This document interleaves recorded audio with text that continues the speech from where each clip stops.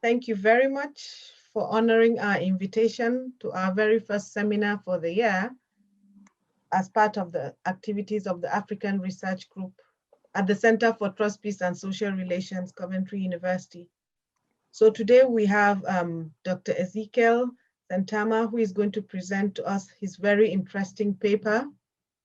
And we'll give him about 25 minutes to present, after which I'll hand over to Dr. Miho Taka, who is going to discuss the paper, and then I'll open up the floor for question and answers. So without taking much time, I'll hand over to Ezechiel to start his presentation. I'm very happy to be here today as we share. Actually, I'll make a presentation on the paper or the article that was recently published.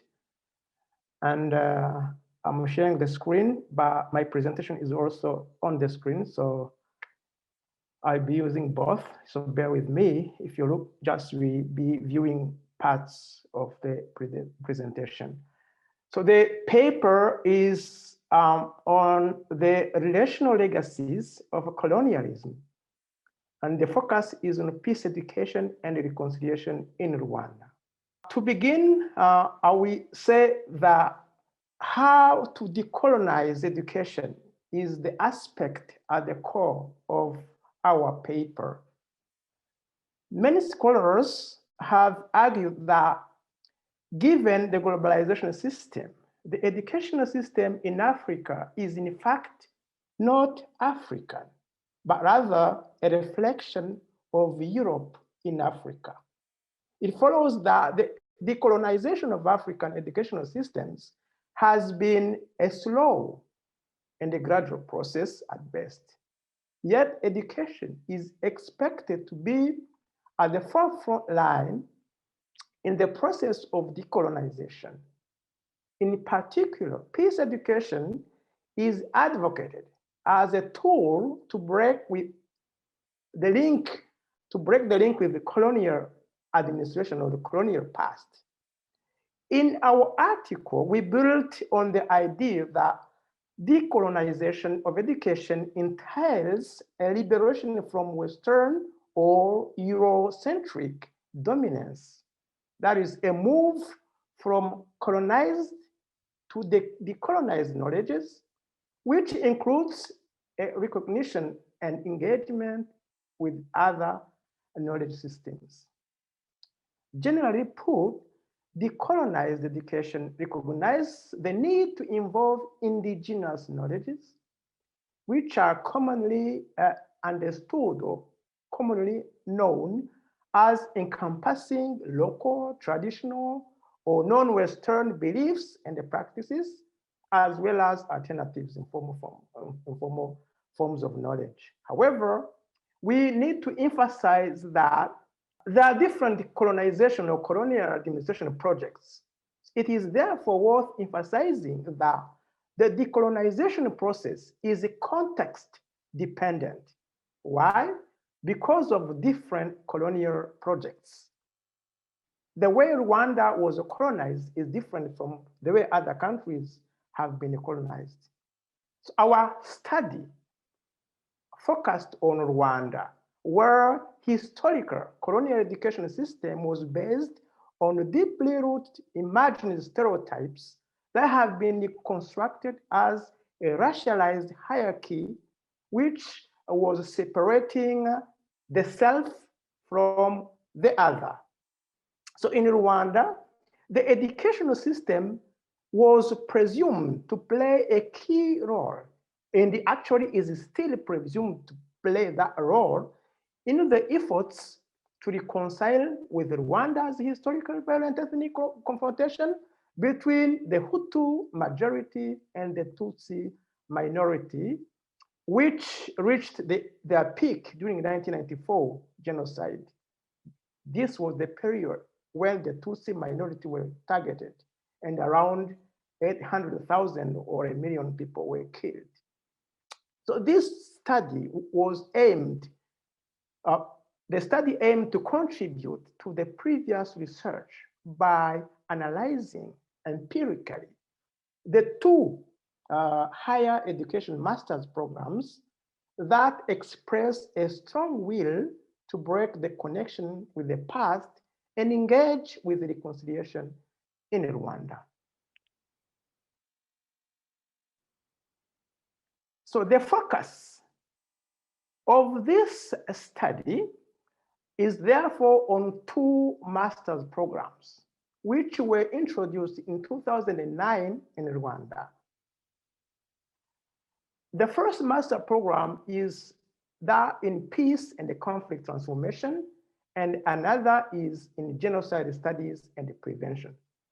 The two programs are located at the Center for Conflict Management at the University of Rwanda.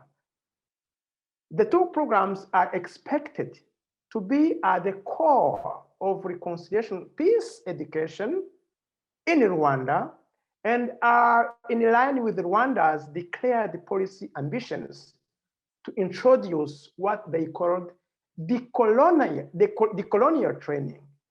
training that is aimed at decolonising knowledge. To further delimit our study, we have focused on three aspects, which also link to our analytical frame, which is outlined later. First, we focused on peace content. So we scrutinized in what way the colonization of education peace content has been applied in the two master's programs. Secondly, we focused on identity construction. That is, we analyzed in what way identity construction has been approached in the two MA programs.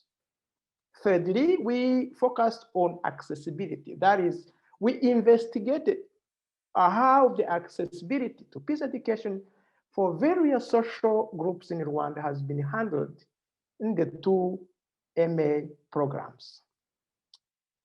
The analytical framework or theoretical framework that we used, we shall see that it was twofold.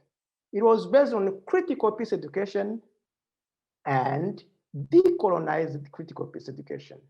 Because the mainstream peace education has been influenced by Western ideas and is problem solving by nature.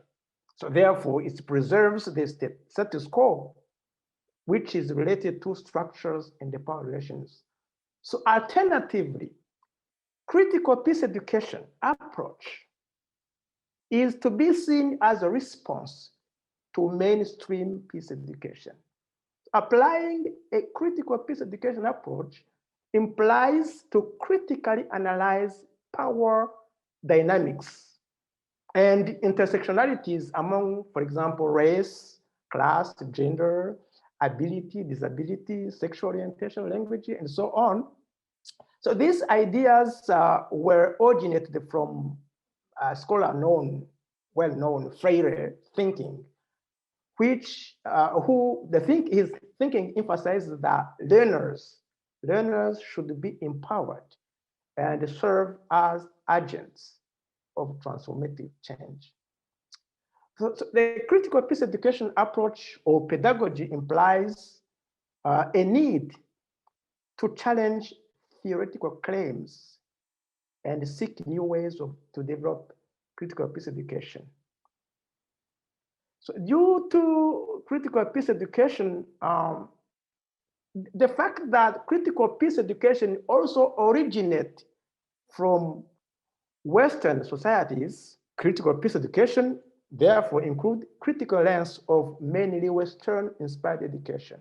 So since it is also originated from Western societies or Western education, we also need a decolonized critical peace education approach, which this time refers to involving indigenous experiences.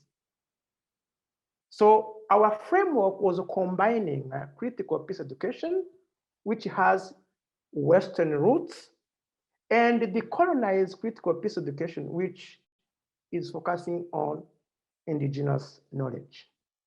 Our methodology was very simple, and it focused only it employed a qualitative approach.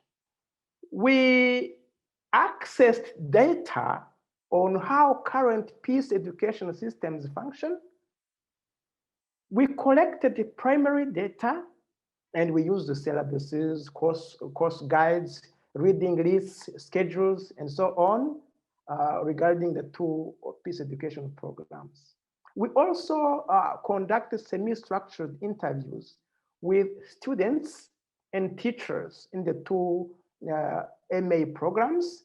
The purpose was to see how the goals of the programs were implemented and whether there are discrepancies between the intention as expressed in the syllabuses and actual teaching in class. In addition, we also analyzed, of course, how the in-class teaching was organized.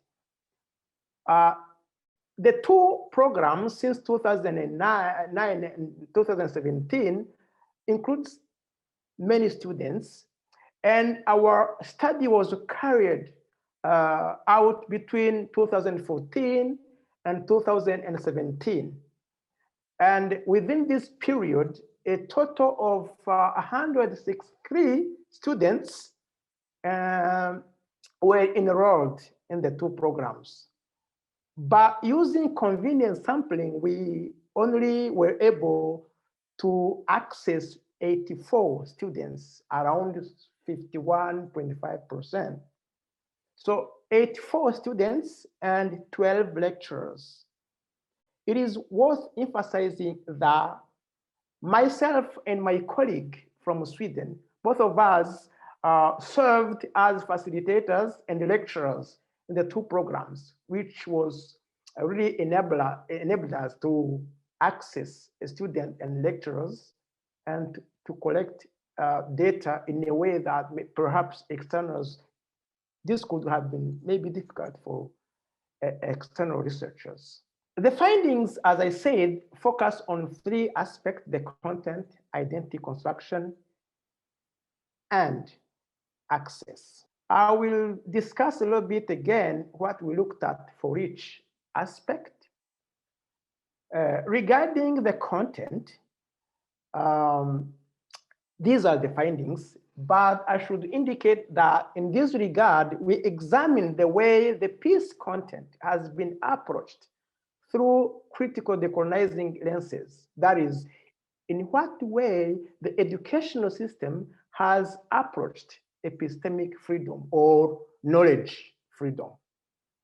So in line with critical peace education approach, we examined in what way space was made for majority and minority voices among the learners. The purpose was to question historical narrative shaped by the colonial powers during the violent and traumatic past, whether students and lecturers were able to question those historical narratives. In other words, we asked this question: were critical discussions about the past between students and teachers facilitated? And if so, to what extent? So this includes a critical inquiry of how colonialism fueled the tensions between the groups and the indigenous knowledge systems in Rwanda. We also analyzed the content of the programs, that is the curriculum and assessment policies, with a specific focus on history teaching or history content. It is actually argued in the literature that curricula and textbooks are their elements at the heart of any education system. So we also looked at possible discrepancies between the intention as expressed in the written syllabuses and what actually occurred in class. So the findings, as you could read very easily, is that the two programs, the two MA program, the program in peace and the program in genocide studies, were built up in cooperation with Western universities. Therefore, there's an impact. There's an impact on the program content and the structure because this involved the Western universities and even lecturers from those universities. The MA in genocide studies involved the cooperation between Rwanda, the US, and Israel. While the MA in peace studies and the conflict transformation involved Rwanda and the cooperation between Rwanda and Sweden. So the findings are that when you look at the syllabuses of the two programs, there is absence, complete absence, like at 95%, complete absence of indigenous knowledge and approaches. There is a dominance of Western knowledge. So the presence of very few homegrown approaches. So homegrown methods, homegrown approaches and tools are lacking. And most of the mandatory literature, if you look at this, the syllabuses and the literature which are provided, which are compulsory, the mandatory literature in the reading list comes from non-African, mostly Western scholars, so the Western literature. There is more or less no African scholars, let alone Rwandan scholars. The literature focuses on comparative approaches only, comparing Rwanda, genocide in Rwanda, genocide in Armenia, genocide in Cambodia, only that. And there is less on specific and critical analysis of the Rwanda case. So Western knowledge and theorizing about conflict is there, violence, and the conflict resolution, international law, and so forth. These are not applied to the context of Rwanda also. So the syllabus is providing theories, but is not applied to the specific context of Rwanda. Instead, this is preserving the government's narrative about the past. And what is really striking is that there's lack of critical analysis from the students and the teachers. Another issue was the language. The use of, in 2008, English was introduced as the only language of instruction in a country where 95% of people are French speaking. So this has a consequence on the literature that was used also. So books or the literature, the reading material written in French are not included in the reading lists. Then comes the identity construction as the second aspect that was analyzed. Here, we inquired into the nature of identity construction. That is, in what way the national identity and other identities have been conceptualized and how they have been challenged into the two programs. This includes a focus on teaching approaches, but also how critical discussion of ethnic identification was approached. We analyzed how the history of identities in Rwanda is presented and how students are allowed to critically engage, that is, either as an interpretation of events that are socially understood, constructed, and contested, and in which the individual has both individual and social agency, or whether it is a set of fixed historical and social facts that should be memorized. So the findings, as you can read on the screen, are led by this statement or a testimony from what is actually a lecturer. He says, we can't discuss identities. We can't discuss identities construction in the classroom from different theoretical perspectives, since we have to respect the government's narrative. So there is a lack of critical analysis, critical thinking, and challenging the historical facts of the government's official narrative. In the efforts towards recategorization under the policy of a unified Rwanda, the use or reference to ethnicity in Rwanda is illegal. It is officially proscribed and may even lead to prosecution. So there is an official narrative which says that in pre-colonial Rwanda, everything was fine, and people were living in harmony, no ethnicity. So Hutu, Tutsi ethnic groups never existed, that they have been introduced by colonial administration. This is a narrative that has to be swallowed, whether it is true or not, but it shouldn't be questioned in the classroom. So students' ethnic background are not, and they cannot be discussed. This appears understandable in the name of unity in Rwanda, unity, the construction of unity, or a unified Rwanda.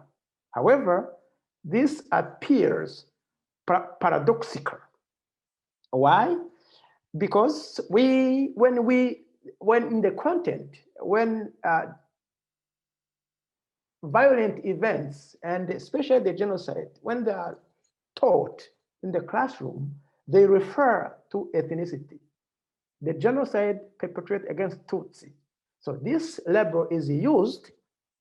On the other hand, the use of ethnic labels is proscribed. It's a sound paradoxical.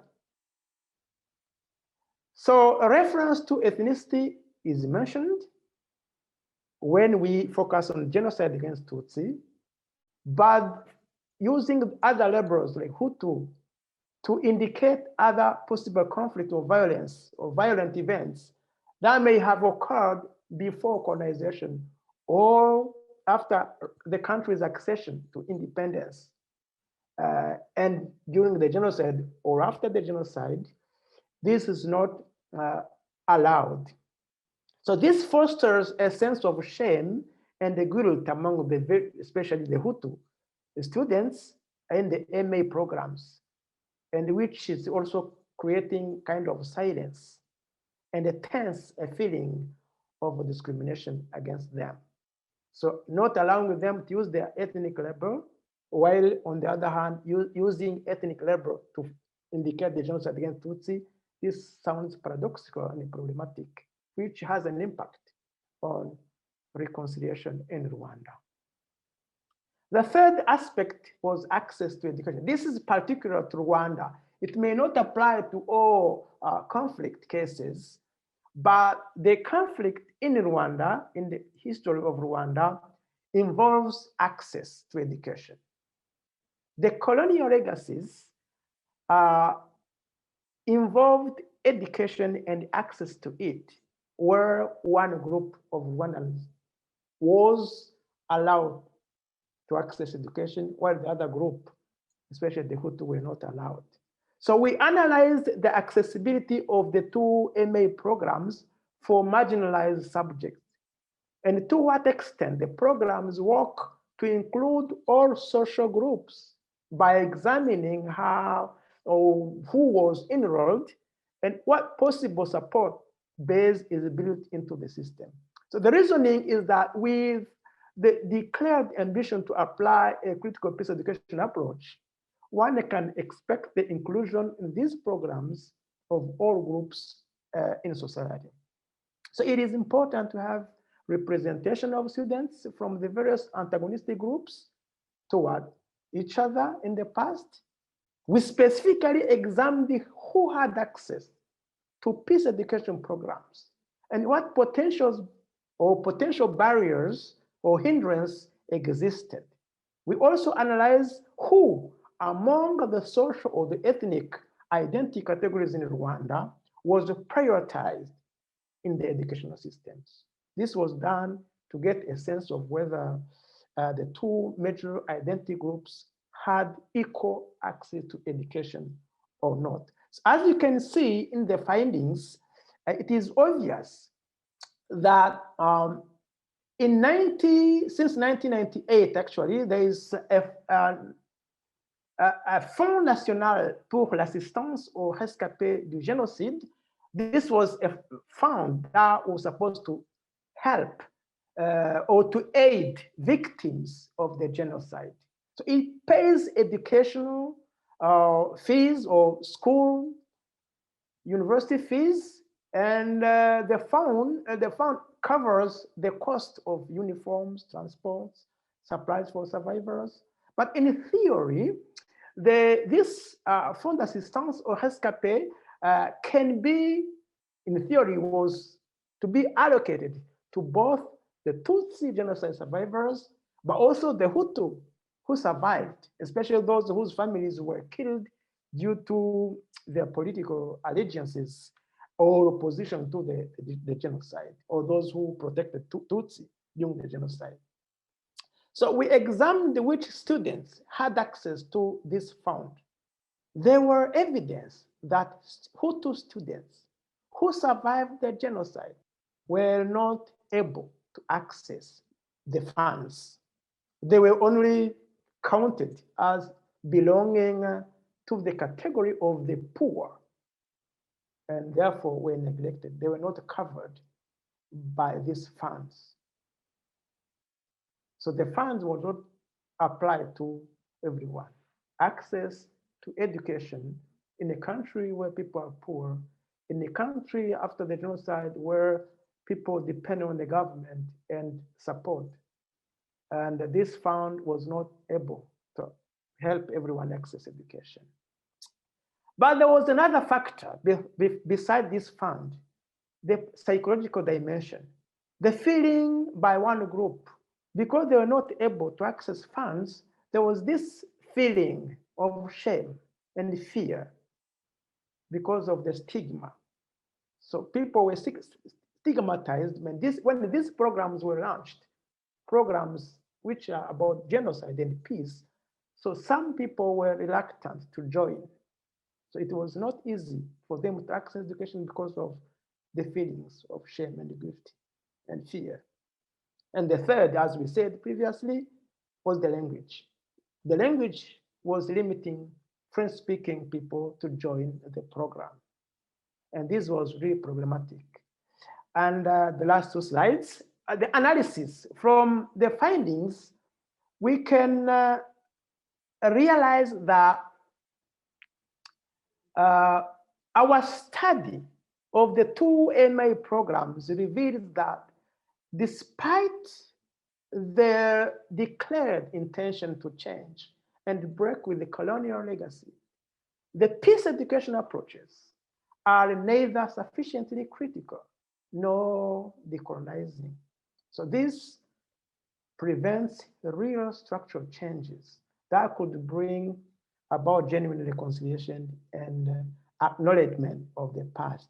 The two programs hardly include African perspectives because the bulk of the reference scholarship is Western in origin.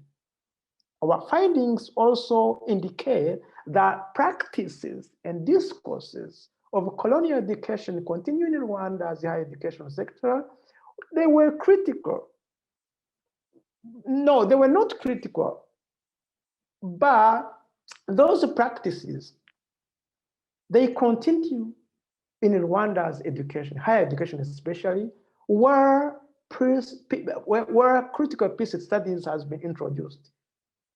So post-colonial education reflects colonial racial binaries and discrimination, which amplifies existing ethnic categorization and racial mapping. In the two MA programs that we explored, we realized that the content and the pedagogy follow a political set of fixed and unassailable historical and social facts with very few critical peace education approaches, even though, of course, there is a declared ambition of them in their syllabuses. So despite the government's declared policy of prohibition on revealing ethnic identity in Rwanda, one is not allowed to critically engage in discussions around identity construction. To conclude, we argue that So the case study of the two Masters of Arts Peace Education programs in Rwanda reveal colonial practices and discourses which still inform higher education training and classroom spaces.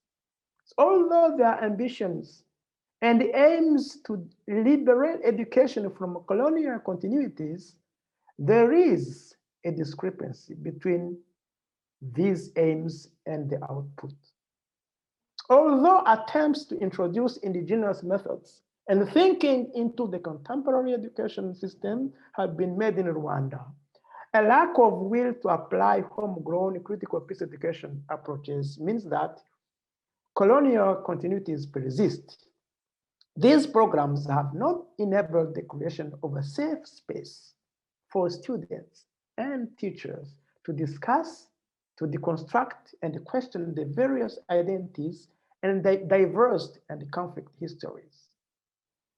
So our study has demonstrated how the lack of indigenous education tools, the lack of indigenous frameworks and the methods in the syllabuses prevents a genuine spirit of reconciliation and the creation of an equal opportunity educational space in the university classroom.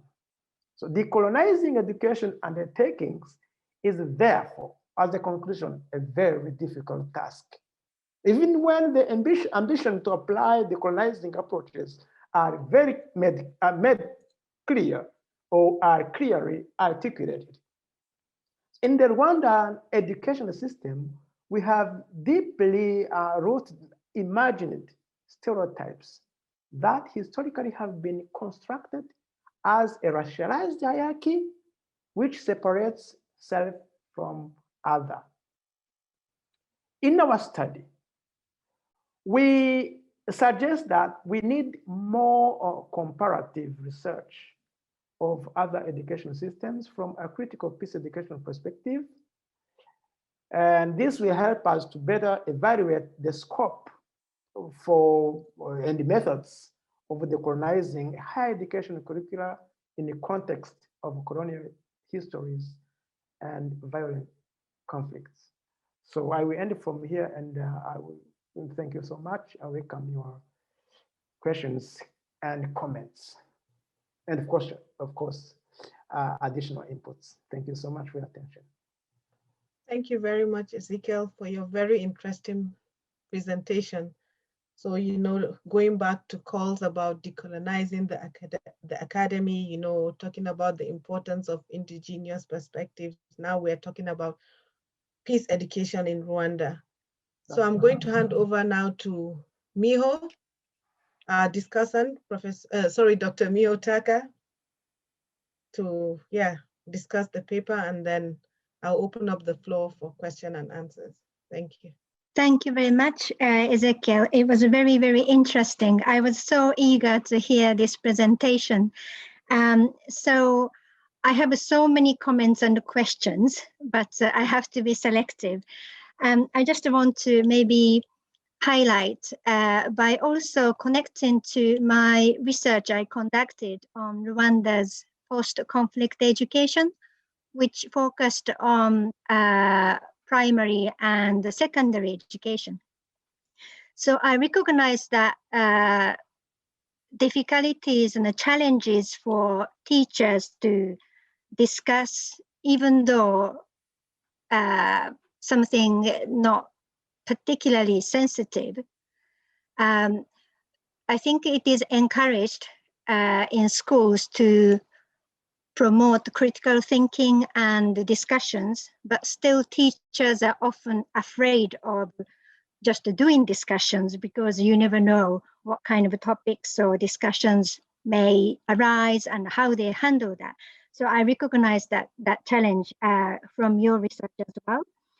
And I also recognize the challenge of access. So even though the post-conflict Rwandan government really expanded access and did a really, really wonderful job, still it seems that there are some hidden, more subtle ways that reject certain people or control the access to education.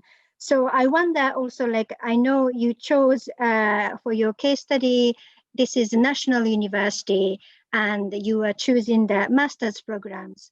So obviously, for anybody to reach to university degree level study in Rwanda, you have to be certain, you have to meet certain conditions. So it's not really open for anybody.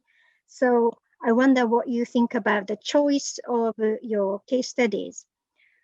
But at the same time, I am not simply critical that this is only maybe available, accessible for certain people.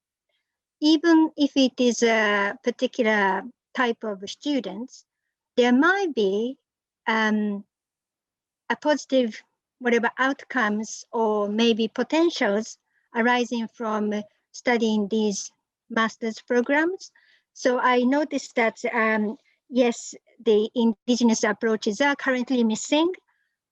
However, even then, are there any potential positive aspects coming from your research, which is I'm very curious to know. Something related to that. So currently, you said that these programs are part of the cooperation with the Western universities, and you mentioned the 3 countries. So I assume they are providing the funding. So I wonder that, yes, there might be certain restrictions and also influence from these donors. Education is politicized in many ways. So even how donors want to fund particular things or programs, I'm sure there is a particular intention. So I wondered about how these influences are impacting on the program and how they were taught. And yet there might be kind of a positive side because of the Western universities' involvement. Would they, as an external partner, be able to create more free space for discussions amongst the students and lecturers? So those are the kind of instant things that I wondered. Thank you very much. Thank you so much for your comments and eventually the questions. I try to address those questions, and I start with the first one, the trace of the case study. The 2 MA programs, the Masters in Peace and the Conflict Transformation on one hand, and then a Masters on Genocide Studies on the other hand, are the only ones which exist in Rwanda and which have been introduced by the government to try to bring about peace and reconciliation. So this was a desire or an ambition by the government to try to use education and transform Rwanda, not only focus on the future of Rwanda, but also address the legacies of the past, especially colonial administration and post-independent education in Rwanda. So that's the reason why the 2 programs were selected. They are the only ones which were focusing on bringing about peace and reconciliation, but also address past legacies or the legacies of colonial administration, colonial education in general. The potential, the positive thing from the 2 programs, given that the programs were built or introduced through the cooperation between other countries from the West, the US, Israel, and Sweden. Definitely there are negative consequences, but also positive ones. On a positive note, or the positive potentials, I will say that the 2 programs, at least theoretically, the syllabuses are And the aim and the focus of the programs is to try to criticize, to bring about this critical analysis, critical thinking, engage in peace education, transform Rwanda by criticizing what happened in the past. But this is in the theory. That's why the paper or the article is suggesting that what is said, what put in the syllabuses or the curriculum should be eventually implemented. And the influence of the West was there, of course, in two ways. The first was the reading material that were provided for the programs. The reading materials, like at 95% using the material we're using the Western literature, the documents, the articles, the books were focusing on the West, were actually the Western literature. And the focus was on comparing different contexts and history backgrounds instead of the particular focus on Rwanda. This was one of the influence and negative impact. The second was that some of the lecturers, even though the majority of lecturers were from Rwanda, some of the lecturers were also from those Western countries who never focused on the case of Rwanda, and some of them, if not all of them, were not knowledgeable about the context of Rwanda. The funding was not provided by the Western countries. So people had to pay, I mean Rwandan students who were enrolled in those programs had to pay by themselves. It was private. So they were not sponsored. The scholarships was not given to them, apart from the other fund I referred to, which was only supporting one group of Rwandans, the genocide survivors, mainly Tutsis. The other ones who were poor, who could not afford school fees, were kind of deprived from access to the programs. Yeah, that's what I could say. Otherwise, the positive thing from these programs from the West is that it at least enabled, was focusing on a critical thinking, critical peace education, even though in a real sense, it was not properly implemented. And what made things a little bit worse was that the existing content was only focusing on the official narrative of the government, which has to be swallowed and memorized by students. So leaving no or little room for discussion or critical thinking or critical analysis. That's what I can say for now. Thank you, Ezechiel. So the first question I have is from Jess. She's asking, were the young people doing the MA courses mostly born after the genocide? How open were they to discussing with you as an international researcher? And the third question is, were the students critical of certain factors such as the lack of African scholars, which is less politically sensitive? Yeah, thank you. Yeah, whether the young people doing the MA courses mostly were born after the genocide, the answer is no. Almost like 90% of those were born before the genocide, and majority of them were actually genocide survivors. How open were they to discuss with you as an international researcher? So I would say that during our study, apart from my colleague who was from Sweden, I myself was a lecturer in that program.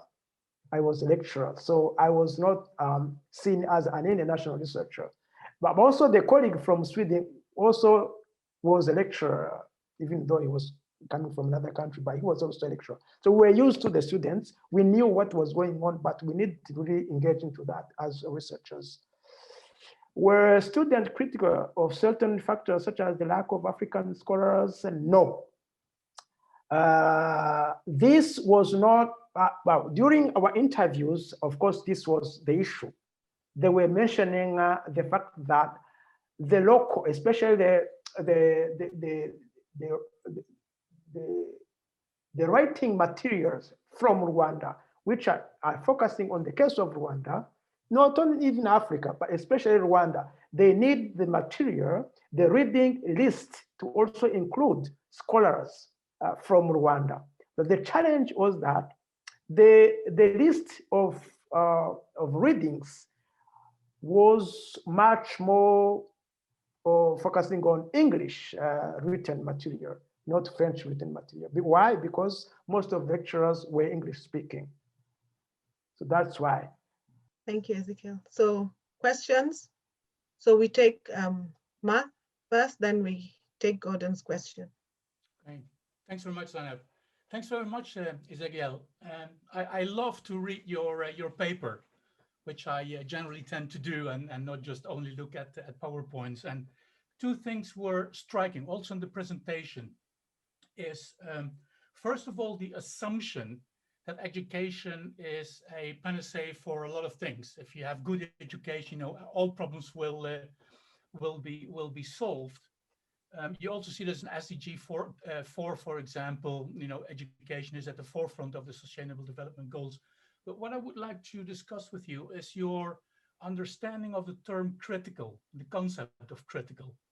We have heard it a lot also in this discussion: critical research, critical education, critical students, critical. Mentioning something critical doesn't mean it's necessarily critical.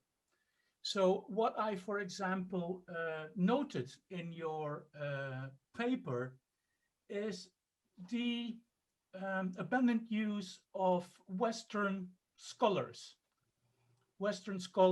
talking, or global North scholars talking about education in the global South. And also in your methodology, I don't see, let's say, a participatory methodology. And students are interviewed, but basically the analysis is done by you and your colleague. So for me, these are indications that there is also in the research I don't want to call it lack of critical approach, but also obviously a specific understanding of critical theory, of critical approach. In addition to Paulo Freire, for example, I would have expected Frans Fanon to come in to the research and analysis of decolonization. Thank you. Thank you so much. It's very relevant, of course. Yeah, your comments. Yeah, the reading that there is lack of critical approach, perhaps, yes, I really agree with that. But this assumption of education as a panacea for all things, yeah, no, yes and no, but the assumption is that education can be a contributing factor to something, depending on how it is approached, depending on how it is implemented. In a sense, education, if it is well approached, can be even a factor for violence and conflict. On the other hand, it can also be a constructing factor for peace on a positive note. So by critical, the way we understood the critical research, or the way at least I understand it, critical education, critical research is not criticizing per se, but is, for me, it is allowing different versions, different narratives to come together and challenge each other. That's the way I see critical thinking. So bringing in new, or allowing new alternatives or new approaches, or conflicting discourse, conflicting narrative, conflicting stories to come together. That's what I would take as a critical, not saying yes or no, but bringing in new or different version of the story, of the approach that you are presenting. So being encompassing, bringing them together. That's where I read critical research or critical thinking or critical education. Thank you. So yeah, thank you so much. Gordon? Good evening, everyone, and thanks so much, Ezechiel. That was a really fantastic presentation, really clear. And you know that I'm in favor of a decolonizing agenda. And also you probably know my views that it's not just a recent agenda, but it can be dated back to the early days of independence in sub-Saharan Africa, in particular to Kwame Nkrumah, the independence leader and first president of Ghana, and also Pan-Africanist. And his activities in the early 1960s, particularly the establishment of the Institute for African Studies at the University of Ghana with a specific decolonizing agenda.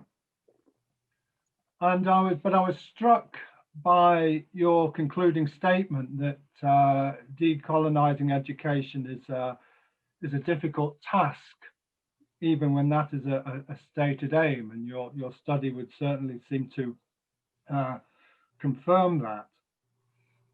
But I wonder if your findings indicate that the main obstacle to achieving decolonization of education is not so much the dominance of Western knowledge, but rather, in this case, the dominance of the Rwandan government. Your findings seem to indicate their very strong role in controlling the curriculum and the content of programs, controlling access, and also controlling any discussion of identity construction. So in this case, is it particularly difficult to decolonize education and introduce indigenous knowledge, more specifically due to the Rwandan government control? Thank you. Thank you so much for the question and the comment also. And I would say that I'll try to address this question by emphasizing that decolonizing the decolonizing agenda by Kwame Nkrumah and others, and the decolonizing education. Actually, the meaning of that for me is not getting rid of colonial legacies, because there are some which are positive that can be used in constructing or engaging with education toward transformation. So the obstacles to decolonizing education are not only to go against or challenging the Western knowledge or the Western or liberal way of understanding or engaging with peace and everything, but our case also indicate that the key challenge is the local structures, right? So even critical peace education is much more focusing on challenging the Western narratives, right? But the decolonizing critical peace education is much more focusing on the structures and emancipatory, or the local, focusing on the local agency. We realize that by trying to decolonize education, the context in which we are doing that, the local government willingness to do so constitute a huge challenge.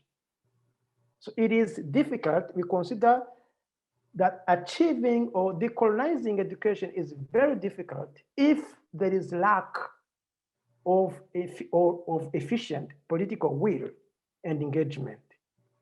So the institutional support, the political willingness is very important and matters if decolonizing education is to be successful. So focusing on trying to challenge the Western way of understanding the liberal, which could also be a value on one hand, is not enough if there is lack of local willingness and commitment by local governments. So it's like our paper is much more showing that, yes, it is a good idea to intend to decolonize education or to decolonize knowledge. It is important, it is maybe good towards including the local knowledge or what is known as indigenous knowledge. It is important and it's good. But on the other hand, we should look at what is going on within those countries, within those contexts, which aim to decolonize education. So the point is that decolonizing education is okay, but maybe this can be self-defeating if those local processes which are ready, which are attempting to decolonize education are not willing to do so or are not engaging themselves, as to the case for Rwanda. So having this ambition of decolonizing education in Rwanda, it was okay. Not just rejecting the Western discourses in block, but doing so to promote local or indigenous knowledge. It is good, it's okay, it's really acceptable, it's a good ambition. But we realize that the hindrance is from within, because the governments are trying to decolonize education by imposing their own narratives, actually repeating the colonial legacies in a sense. That's the key challenges, trying to deconstruct or to get rid of colonial education by doing the same thing locally. That's the point we wanted to make. Thank you. Yeah, thank you. So because of time, we're going to take a last question from Brian, after which we will round up. So Brian, over to you. Okay, yeah, thank you, Ezekiel, for the interesting presentation. As we know, the academic quest for decolonization seems to touch in different areas, not only on education. And you made a very important remark on political will. It's based on that I want to ask this question. I presume there are useful local peace mechanisms in Rwanda. Why was it difficult to include or incorporate such a process in the 2MA syllabus? For example, the Gaka community-based courts, which actually helped initially in Rwanda in terms of bringing peace. Why is such mechanism not incorporated in the syllabus? Is it because of local problem or because it was dominated by the Western world?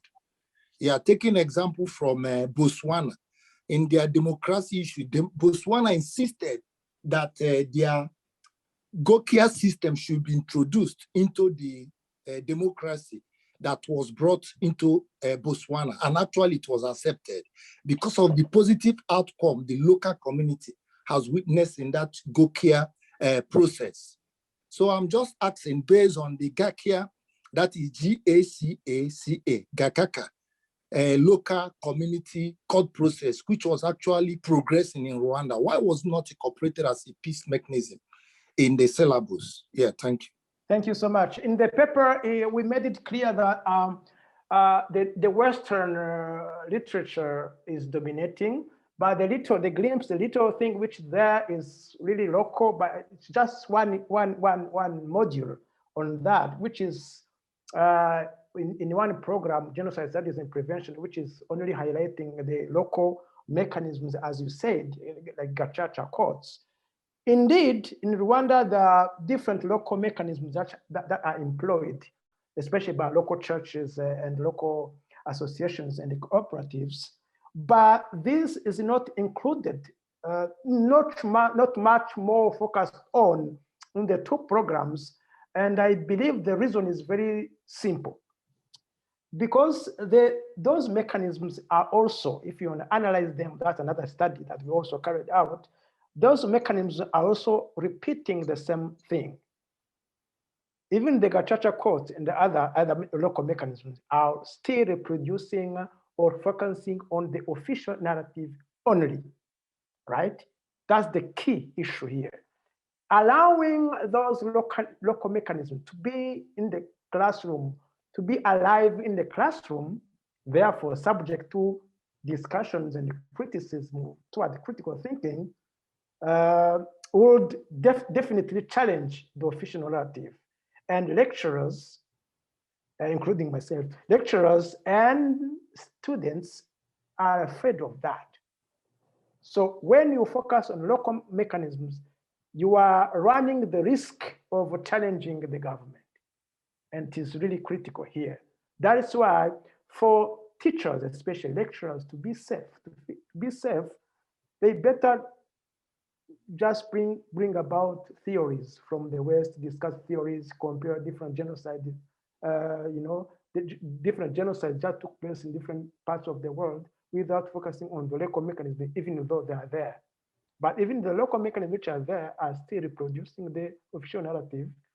And what is not official, the counter narratives of resistance are hidden and are addressed in a way that is not in the public. That's the main reason, actually, the fear to challenge the official narrative of the conflict history. Thank you very much. So I'll now hand over to Jess to round up, but before then, I would like to thank our friends from the University of York and the Africa International Network for honoring us with their presence. Thanks so much, Zainab. What a really brilliant presentation. A huge thank you to Dr. Ezechiel Sentama for sharing his research with us this evening, and what is really the first of a kind of relaunch of the Africa Research Group at the Centre for Trust, Peace and Social Relations. So we're very honoured to have everybody with us this evening, and we warmly welcome your ideas or suggestions or presentations if you would like to share your research, or if you have speakers from Africa or African colleagues who are working in the UK, we would be really delighted to welcome them to join us throughout the year. And big thank you to Zainab for chairing this evening. Both Zainab and myself are happy to receive your emails with suggestions and ideas, and we can add other people to the mailing list so you have more information about this network. Thank you, everybody.